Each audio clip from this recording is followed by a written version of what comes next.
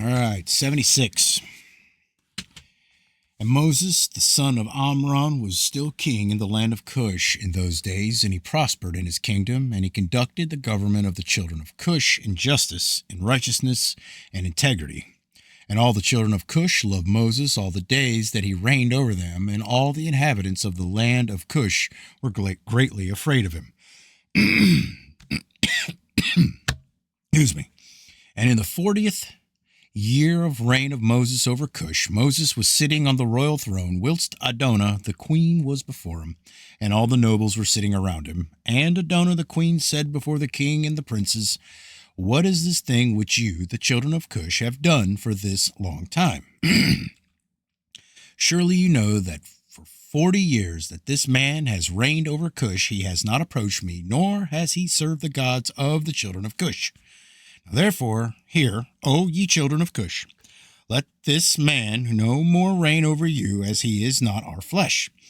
Behold, Menacrus, my son, is grown up, let him reign over you. For it is better for you to serve the son of your Lord than to serve a stranger, a slave of the king of Egypt." And all the people and nobles of the children of Cush heard the words which Adonah the queen had spoken in their ears. And all the people were preparing until the evening, and in the morning they rose up early and made Menacrus, son of Kikineus, king over them. And all the children of Cush were afraid to stretch forth their hand against Moses, for the Lord was with Moses. And the children of Cush remembered the oath which they swore unto Moses, therefore they did no harm to him. But the children of Cush gave many presents to Moses, and sent him from them with great honor. So Moses went forth from the land of Cush, and went home, and ceased to reign over Cush. And Moses was 66 years old when he went out of the land of Cush, for the thing was from the Lord, for the period had arrived which he had appointed in the days of old, to bring forth Israel from the affliction of the children of Ham. So Moses went to Midian, for he was afraid to return to Egypt on account of Pharaoh, and he went and sat at a well of water in Midian.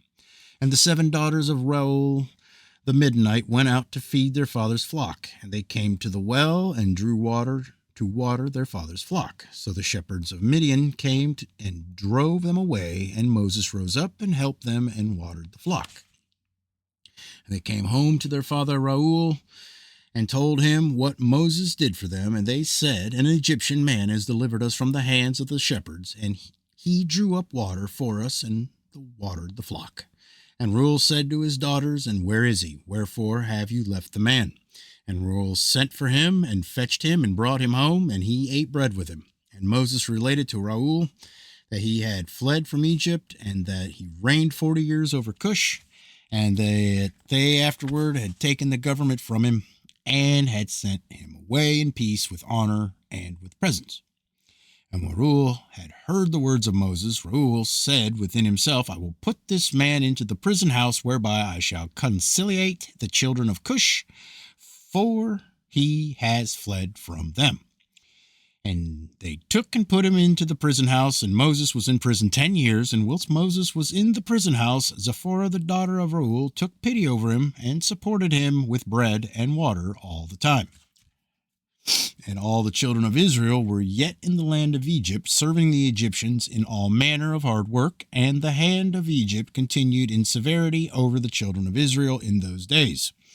At that time the Lord smote Pharaoh, king of Egypt, and he afflicted him with the plague of leprosy from the sole of his foot to the crown of his head. Owing to the cruel treatment of the children of Israel was this plague at that time from the Lord upon Pharaoh, king of Egypt. For the Lord had hearkened to the prayer of his people, the children of Israel, and their cry reached them on account of their hard work. Still his anger did not turn from them, and the hand of Pharaoh was still stretched out against the children of Israel. And Pharaoh hardened his neck before the Lord, and he increased his yoke over the children of Israel, and embittered their lives with all manner of hard work. And when the Lord had inflicted the plague upon Pharaoh, king of Egypt, he asked his wise men and sorcerers to cure him. And his wise men and sorcerers said unto him that if the blood of little children were put into the wounds, he would be healed. And Pharaoh hearkened to them, and sent his ministers to Goshen to the children of Israel to take their little children. And Pharaoh's ministers went and took the infants of the children of Israel from the bosoms of their mothers by force, and they brought them to Pharaoh daily, a child each day, and the physicians killed them and applied them to the plague. Thus did they all the days. And the number of the children which Pharaoh slew was 375. But the Lord hearkened not to the physicians of the king of Egypt, and the plague went on increasing mightily. And Pharaoh was 10 years afflicted with the plague. Still the heart of Pharaoh was more hardened against the children of Israel. And at the end of 10 years the Lord continued to afflict Pharaoh with destructive plagues. And the Lord smote him with a bad tumor and sickness at the stomach, and that plague turned into a severe boil. At that time the two ministers of Pharaoh came from the land of Goshen, where all the children of Israel were, and went to the house of Pharaoh and said to him, We have seen the children of Israel slacken in their work and negligent in their labor. And when Pharaoh heard the words of his ministers, his anger was kindled against the children of Israel exceedingly, for he was greatly grieved at his bodily pain. And he answered and said, Now that the children of Israel know that I am ill, they turn and scoff at us. Now therefore harness my chariot for me, and I will betake myself to Goshen, and we will see the scoff of the children of Israel with which they are deriding me. So his servants harnessed the chariot for him, and they took and made him ride upon a horse, for he was not able to ride of himself. And he took with him 10 horsemen and 10 footmen, and went to the children of Israel to Goshen. And when they had come to the border of Egypt, the king's horse passed into a narrow place, elevated in the hollow part of the vineyard, fenced on both sides, the low, plain country being on the other side. And the horses ran rapidly in that place and pressed each other, and the other horses pressed the king's horse.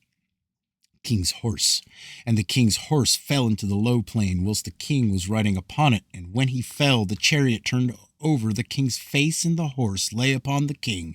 And the king cried out, for his flesh was very sore. And the flesh of the king was torn from him, and his bones were broken, and he could not ride. For this thing was from the Lord to him, for the Lord had heard the cries of his people, the children of Israel, and their affliction. And his servants carried him upon their shoulders a little at a time, and they brought him back to Egypt. And the horsemen who were with him came also back to Egypt.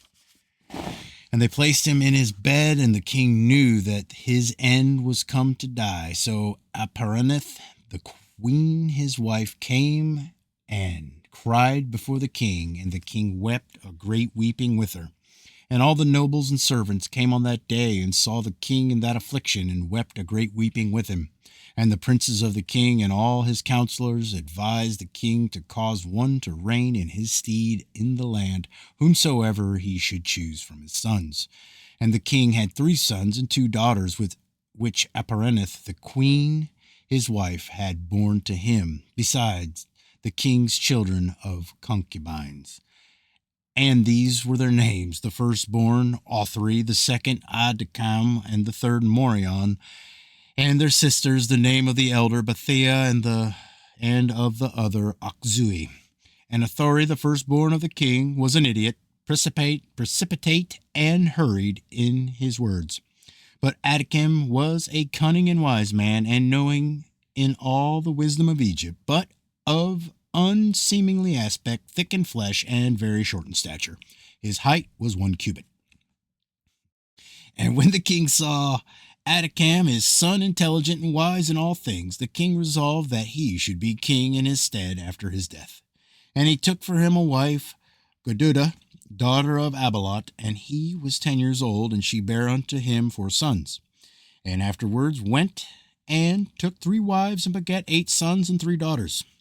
And the disorder greatly prevailed over the king, and his flesh stank like the flesh of a carcass cast upon the field in summertime during the heat of the sun. And when the king saw that his sickness had greatly strengthened itself over him, he ordered his son Adikam to be brought to him, and they made him king over the land in his place. And at the end of of 3 years, the king died in shame, disgrace, and disgust, and his servants carried him and buried him in the sepulchre of the king of Egypt in Zon Mizaram. But they embalmed him not as was usual with kings, for his flesh was putrid, and they could not approach to embalm him on account of the stench, so they buried him in haste.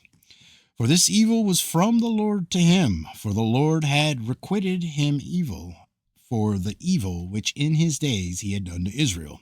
And he died with terror and with shame, and his son Adakim reigned in his place.